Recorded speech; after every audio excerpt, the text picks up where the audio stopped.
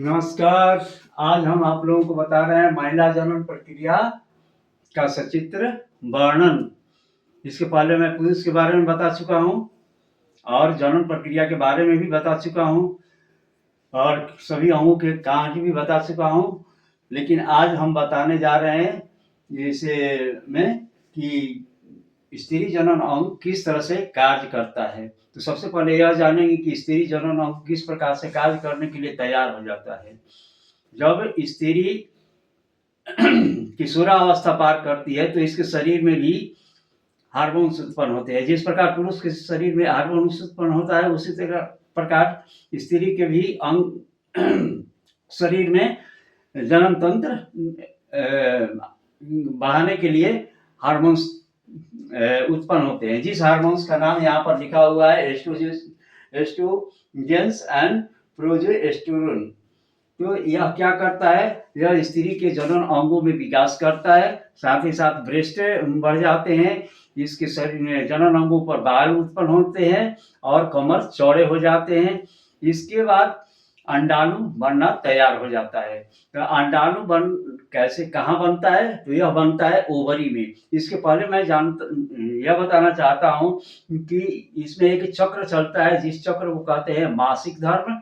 मासिक धर्म को ही मेंस्ट्रुएशन के नाम से जाना जाता है। यह मासिक धर्म हर 28 दिन पर चलता है। 28 दिन के बाद यह चलते रहता है। 28 दिन इस माह, 28 दिन उस माह, अर्थात एक ओवरी में 28 दिन के बाद नया अंडाणु बनेगा, तो दूसरे महीने में इसमें नया अंडाणु बन करके तैयार होगा। अब ये अंडाणु बन करके तैयार होते हैं तो मासिक होता कैसे है, इसको पहले समझ लीजिए।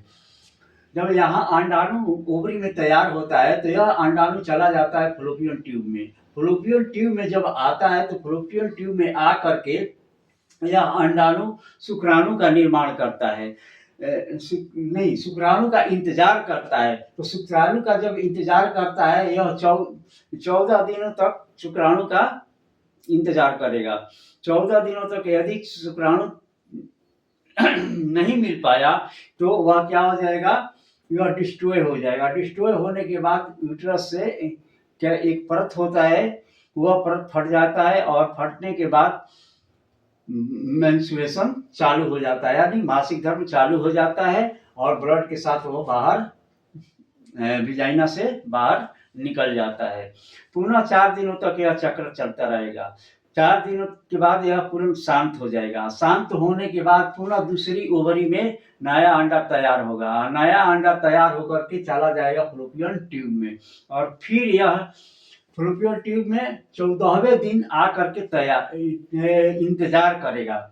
यहाँ अंडा तैयार होगा और परिपक्व होकर के वह चला जाएगा कहाँ पर, फलोपियन ट्यूब में। फलोपियन ट्यूब में जा करके 14वें दिन से इंतजार करना शुरू कर देगा शुक्राणु का। और शुक्राणु जैसे ही इसको प्राप्त होगा, वह शुक्राणु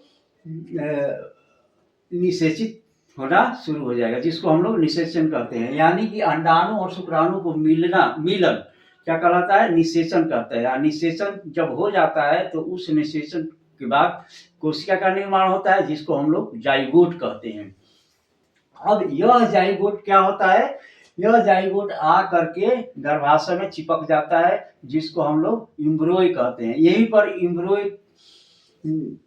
इम्ब्रोय अर्थात इसको हम लोग भ्रूण कहते हैं, भ्रूण बन जाता है। यही भ्रूण क्या करता है, यह पूर्ण विकास होना यहाँ पर शुरू होता है माँ के गर्भ में, यानी यूट्रस में तैयार होना शुरू हो जाएगा। इसी में इम्ब्रोय में की अवस्था में ही हाथ, पैर, नाक, मुंह, आँख का निर्माण होता है, अंगों का निर्माण होना शुरू हो जाता है। अंग का निर्माण होने के बाद वह फीटस का रूप ले लेता है, अर्थात वह फिट हो जाता है। तो फिट होने के बाद यह क्या करता है, यहीं पर इस शिशु का विकास होता है, यानी वह बड़ा होता है। बड़ा होता है तो उसको कहते हैं फीटस। यहीं पर शिशु को अनेकों प्रकार के पोषण तत्व और ऑक्सीजन माँ के गर्भ में मिलना शुरू हो जाता है, अर्थात माँ से जो ऑक्सीजन प्राप्त होता है वह और जो खाना माँ खाती है उससे प्राप्त पोषण, वो सारी चीज़ शिशु को मिलना शुरू हो जाता है, वही जिसको हम लोग कहते हैं गर्भावस्था। इसी गर्भ में शिशु बड़ा होने लगता है। यह क्रिया 9 महीने तक चलता है। 9 महीने तक चलते रहता है, यानी 40 सप्ताह। 9 महीना यानी 40 सप्ताह, 40 सप्ताह लगभग चलेगा। इसके बाद इसमें एक प्रक्रिया होगा, इसमें संकुचन पैदा होगा। एक किसमें संकुचन पैदा होगा? तो यूट्रस में संकुचन पैदा होगा। यूट्रस में संकुचन पैदा होगा तो एक प्रकार का पेन उत्पन्न होगा। उस पेन को कहते हैं लेबर पेन। लेबर पेन चालू होगा तो यूट्रस का मुंह खुल जाता है, और यूट्रस का मुंह खुलने के बाद शिशु योनि के द्वारा बाहर निकल जाता है। तो इस प्रकार से स्त्री के जनन अंग काम करता है बच्चे को जन्म देने में और अंडाणु बनाने में। आप अच्छी तरह से समझ गए होंगे। जितना बात मैंने बताया है वो सारी चीजें यहाँ पर लिखी हुई है। यदि आपको समझ में नहीं आया होगा तो इसका शॉर्ट स्क्रीन ले लीजिए, और शॉर्ट स्क्रीन ले करके आप इसको अच्छी तरह से समझ सकते हैं। शॉर्ट स्क्रीन ले लीजिए।